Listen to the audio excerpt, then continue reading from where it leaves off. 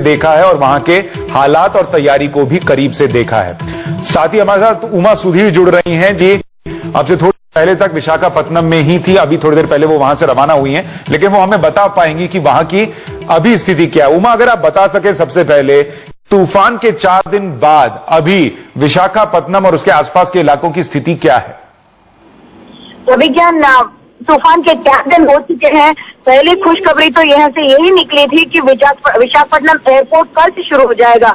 कल सुबह की फ्लाइट निकलेगी 7:45 बजे हैदराबाद से और यहाँ विशाखापट्टनम में लैंड करेगी। वो दिल्ली जाके वापस दिल्ली में से विशाखापट्टनम आज से लैंड करेगी। यानी कि जिस तरह का विनाश हमने विशाखापट्टनम के एयरपोर्ट को देखा था, उसको देख के कोई भी नहीं कह सकता था कि एक हफ्ते के अंदर अंदर यहाँ से विमान चलने लगेंगे, यहाँ से फ्लाइट चलने लगेंगी, लेकिन ये अचीव कर दिया। और परसों से ही 9 फ्लाइटें यहाँ से निकलना शुरू हो जाएंगी और अधिकारियों ने ये कहा है कि नवंबर 1 तक इंटरनेशनल फ्लाइट भी चलने लगेगा। यानी कि एक तरह से नो फ्रिल्स एयरपोर्ट रहेगा, लेकिन चलने लगेगा। यहाँ सिटी में हम अभी सिटी का ही दौर कर रहे हैं और यहाँ 20% इलाकों में बताया जा रहा है कि पावर रेस्टोर हुई है और 40% तक कल हो जाएगी और 80% तक 2 दिन में हो जाएगी। यहाँ अभी कोई एसेंशियल कमोडिटीज की कोई स्कैर्सिटी इसलिए नहीं है क्योंकि चीफ मिनिस्टर ने भी यही कहा है कि एक रोड के जो रास्ते हैं वो सारे खुले हैं और उन्होंने बहुत सारी चीजें ऐसी मंगवाई हैं ताकि कुछ स्टॉप न रहे। यानी कि दूध की एक डिस्ट्रिक्टली कह रहे थे कि 20 लीटर वाला पैकेट 40 लीटर पर बिक रहा है, लेकिन अब मुख्यमंत्री ने ये आदेश दिया है कि विशाखा डेयरी और हेरिटेज डेयरी दूध काफी यहाँ पे बेचेंगे, इतना डरेंगे कि यहाँ कोई उसको ब्लैक में नहीं कर पाएगा। दूसरी ओर उन्होंने ये भी किया, जैसे पश्चिमी बंगाल से उन्होंने 250 किलो की आलू मंगवाई है। यानी कि कोई ब्लैक मार्केटिंग का न हो पाए, इसकी मुख्यमंत्री का आदेश है। और जबकि यहाँ कैंप रहे एडमिनिस्ट्रेशन से एनर्जी आ गई है।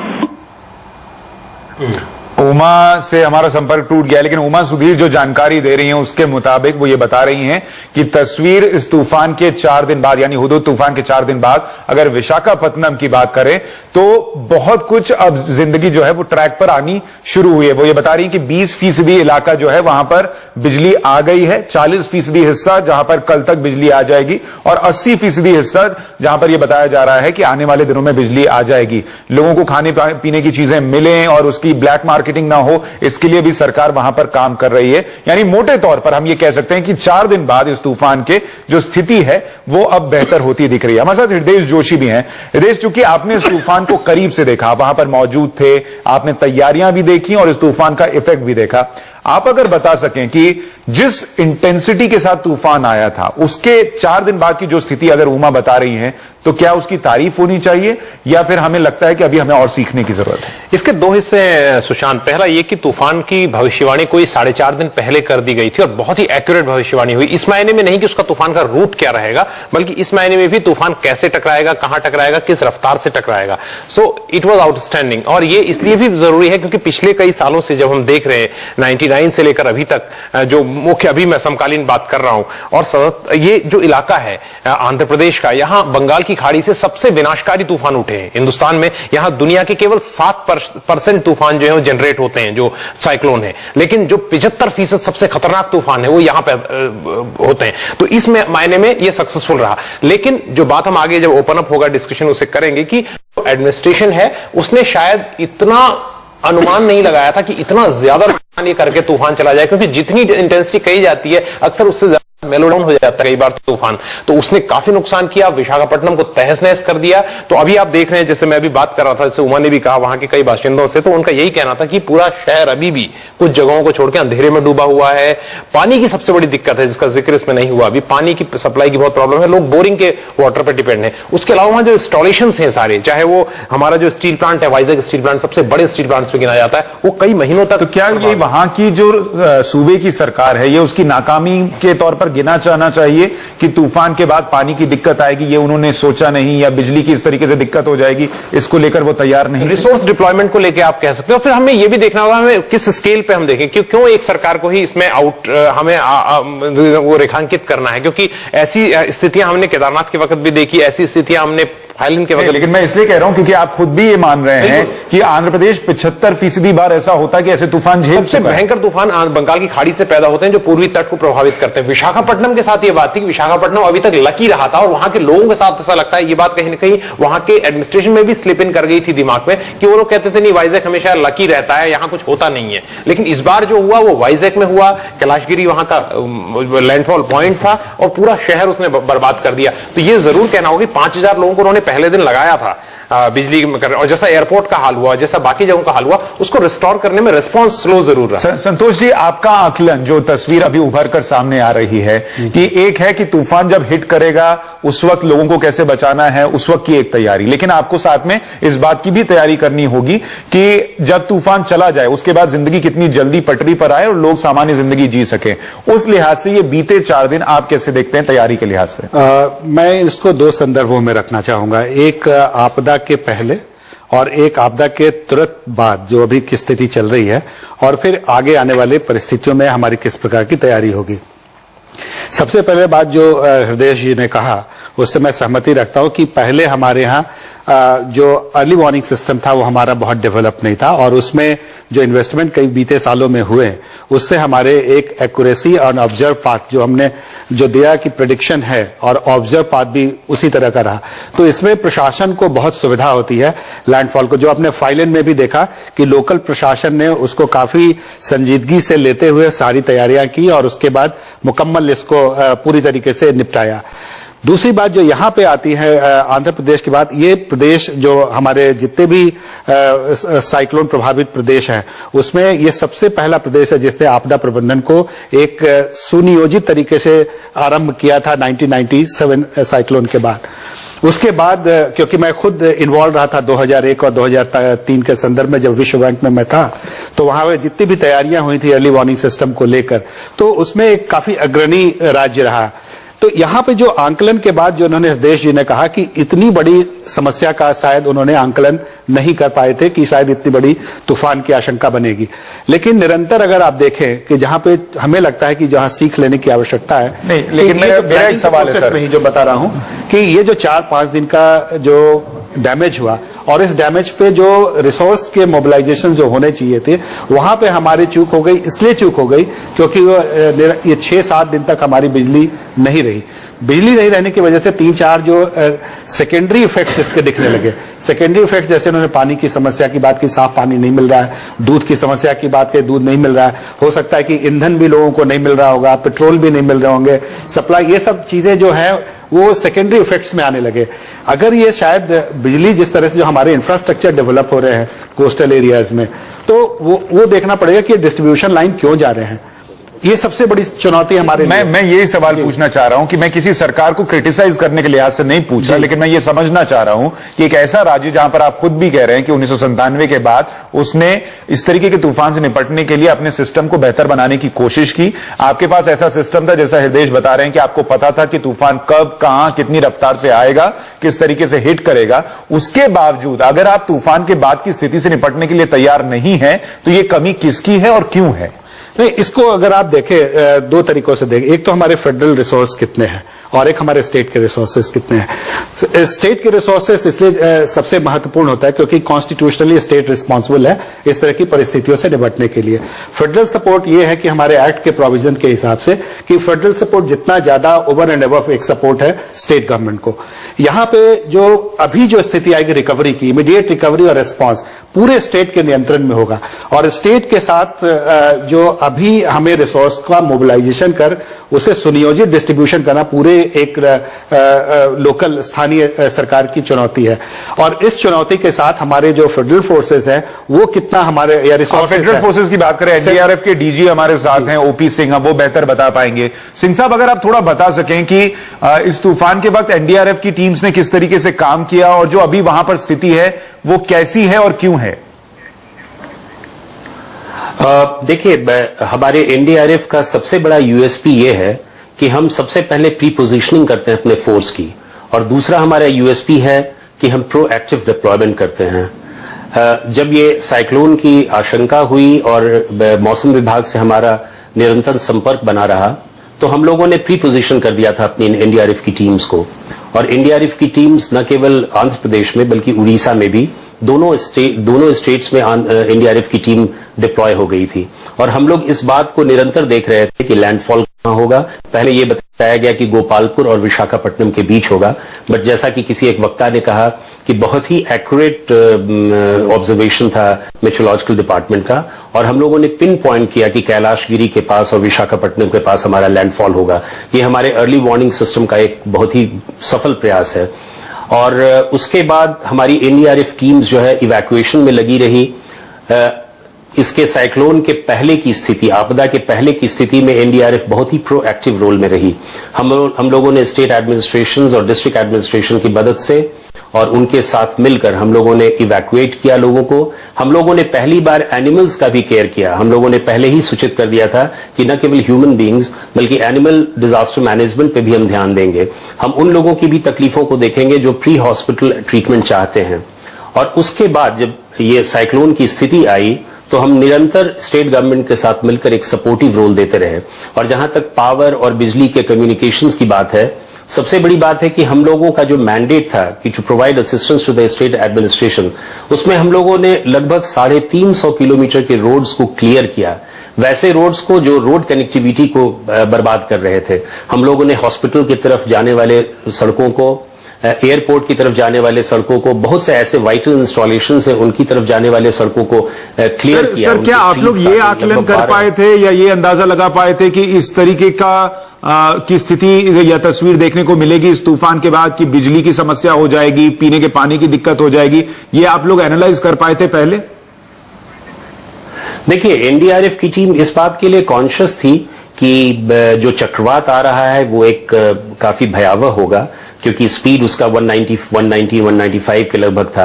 पिछली बार फाइलिन का स्पीड 220 किलोमीटर पर आवर था। तो हम लोग ऑलमोस्ट इस बात को असेस कर रहे थे कि ये स्थिति बहुत बुरी होने वाली है। कहां तक पानी की समस्या होगी, कहां तक बिजली की समस्या होगी, आप समझ सकते हैं कि इलेक्ट्रिक पोल्स, हम लोगों ने लगभग 350 इलेक्ट्रिक पोल्स को करेक्ट किया, उनको रिस्टोर किया, उनको हटाया। तो ये सब चीजें तो बाद में पता चलता है। आपको मालूम होगा कि साइक्लोन जो है उसमें 3 चीजों की बहुत बड़ी विशेषता रहती है।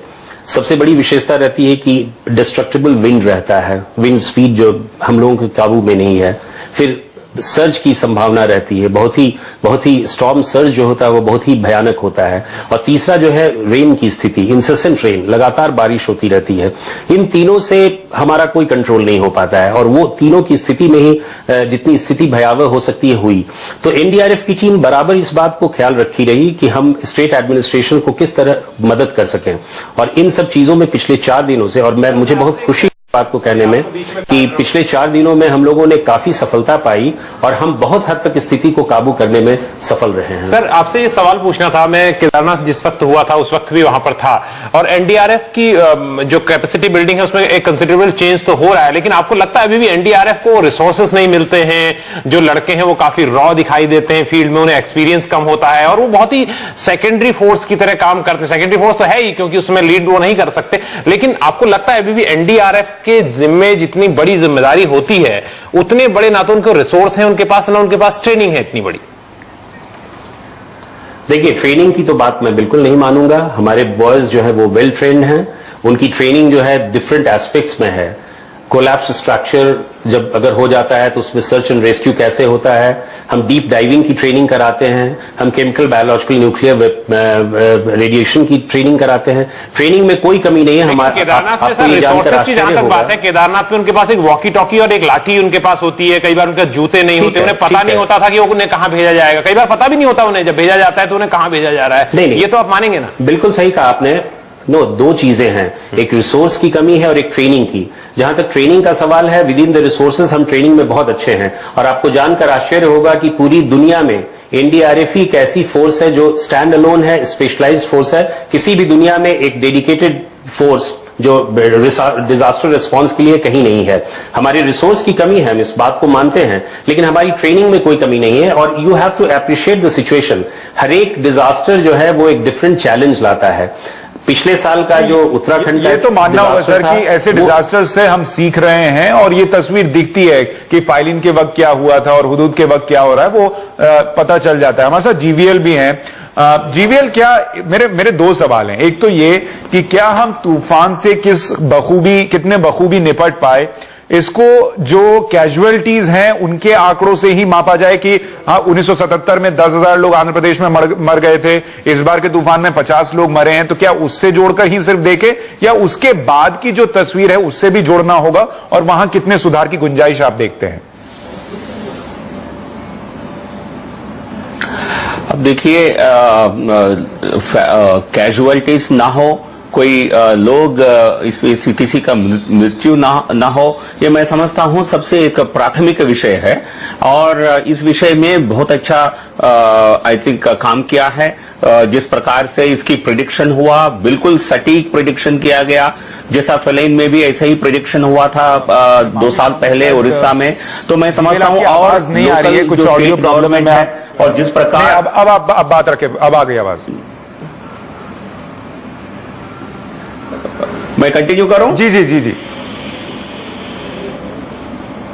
आप देखिए, जिस प्रकार एक सटीक प्रेडिक्शन हुआ इस बार और जिस प्रकार कैजुअलिटीज को बिल्कुल सबसे कम रखने की पूरी प्रयास किया गया और काफी कम कैजुअलिटीज भी हुए हैं। जैसा आप सही बताया कि 77 की साइक्लोन, मैं तब वही था, आंध्र प्रदेश में ही था, 10,000 से ज्यादा 14-15 हजार लोग मारे गए। और किलर जो साइक्लोन उड़ीसा में हुआ था वो सभी इसलिए हुआ था, एक तरह से पहले से कोई प्रिडिक्शन नहीं था साइक्लोन को लेकर, लोग प्रिपेयर्ड नहीं थे और राज्य सरकार बिल्कुल किसी प्रकार की प्रिडिक्टिव मेजर्स ले नहीं सके। लेकिन अब जो है जिस प्रकार के एक सटीक रिस्पांस है, मैं समझता हूं उसमें बहुत कामयाबी मिली है। जहां तक रिलीफ और रिलीफ ऑपरेशंस की बात है, मैं क्लोजली उसको मॉनिटर कर रहा हूं। अब देखिए, 4 दिन पूरे इलेक्ट्रिसिटी रिस्टोर करने में समय लग रहा है। उसका मुख्य कारण यह है कि सारे पूरे इंफ्रास्ट्रक्चर जो है खत्म हो चुका है। इतनी बड़ी साइक्लोन में इंफ्रास्ट्रक्चर को फिर खड़ा करना और बिजली का सप्लाई रिस्टोर करना, उसमें थोड़ा समय लगता है। बट लेकिन जहां तक मेरी जानकारी है, कल आज स्थिति काफी इंप्रूव हुआ है और कल से लेकर मैं समझता हूं पूरे विशाखापट्टनम में बिजली की जो स्थिति है वो रिस्टोर करने वाली स्थिति है वहां आंध्र प्रदेश में। तो इसलिए इससे भी हर आपदा से हमें कुछ सीखना होगा। स्थिति ठीक नहीं हुई और उमा भी बता रही थी कि अभी 20% की स्थिति ठीक नहीं हुई है। बिजली की हमने पूरी अभी अपडेट लिया है, बाकी चीजें ठीक हो रही हैं पर बिजली कुछ नहीं, क्योंकि इंफ्रास्ट्रक्चर की स्थिति है यहां, क्योंकि बिजली की कमी के कारण नहीं हो रहा है ये। लेकिन वहां जो इंफ्रास्ट्रक्चर की जो स्थिति है, जब एयरपोर्ट एक तरह से आपका पूरी तरह नष्ट हो चुका है, तो ठीक है। एक सवाल मेरा ये भी है कि स्टेशन जो अभी तक डिस्कशन हुआ उसमें एक चीज तो समझ में आ रही है कि हम तूफान को अब बहुत बारीकी से कि वो कहां हिट करेगा, किस रफ्तार से करेगा, उसका अंदाजा लगाने में कामयाब हो रहे हैं। लेकिन उसके बाद की स्थिति से निपटने के लिए क्या ये बहुत अहम है कि हमारा इंफ्रास्ट्रक्चर भी उसी तरीके से तैयार हो जो ऐसे तूफानों से निपटे, और खासतौर पर उन जगहों में जहां आंध्र प्रदेश, उड़ीसा, जहां पर बहुत ज्यादा इस तरीके के तूफान आते हैं। आपने सही कहा। और अभी राव साहब की भी जो बात आ रही थी उसमें भी स्पष्टता यह बिल्कुल हमें लानी हुई कि अब समस्या आपदा प्रबंधन से थोड़ी अलग हो रही है। आपदा प्रबंधन में है कि प्री डिजास्टर प्लानिंग हमने किया, अर्ली वार्निंग सिस्टम भी डेवलप किया और रिस्पांस भी किया एनडीआरएफ के साथ भी और स्टेट एडमिनिस्ट्रेशन के साथ भी। लेकिन अब जो समस्या आ रही है वो डेथ तो कम काफी हुई, जिसमें एक कमेंडेबल जॉब हुआ है। समस्या जो हमारे लिए जो चैलेंज है हमारे देश के लिए, वो सबसे बड़ा चैलेंज है कि इंफ्रास्ट्रक्चर नुकसान क्यों हो रहा है।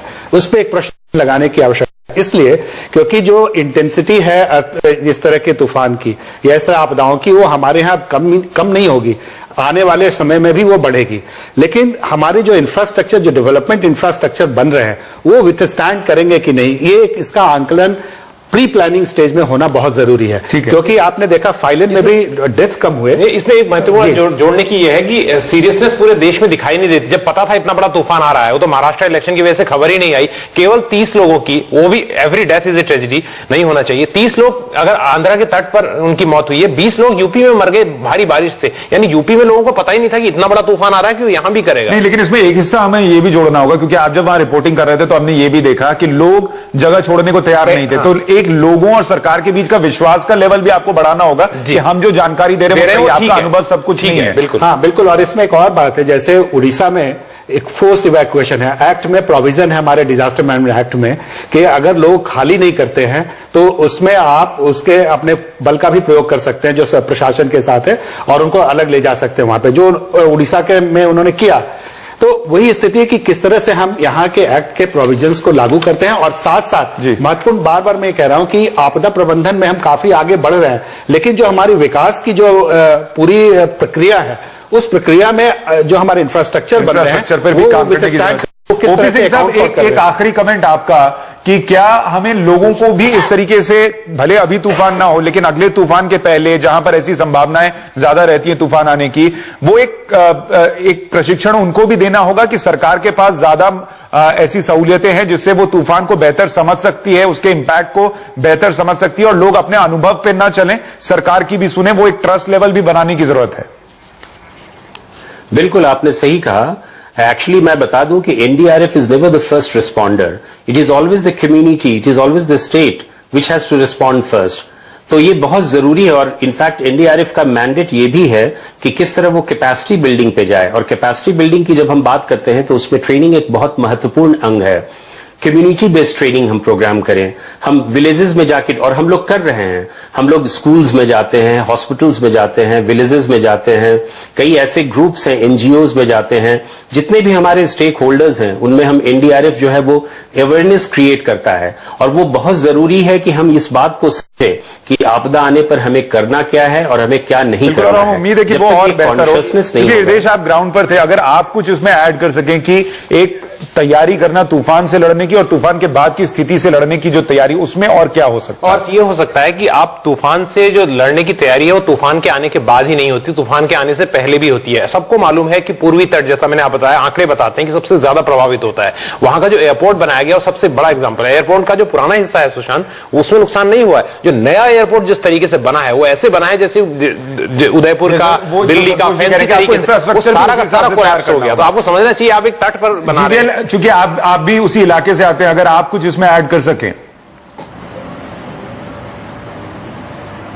या देखिए, इसी एयरपोर्ट का जिस तरह का नष्ट हुआ है, ये इसको लेकर भरोसा थोड़ा कम हो जाता है। इस तरह की को पहले से ऐसे कोस्टल सिटी में इस तरह के एयरपोर्ट की बिल्डिंग हो रहा, कंस्ट्रक्शन हो रहा होगा, उस समय मैं समझता हूं इन सारे विषयों को ध्यान में रखना चाहिए था।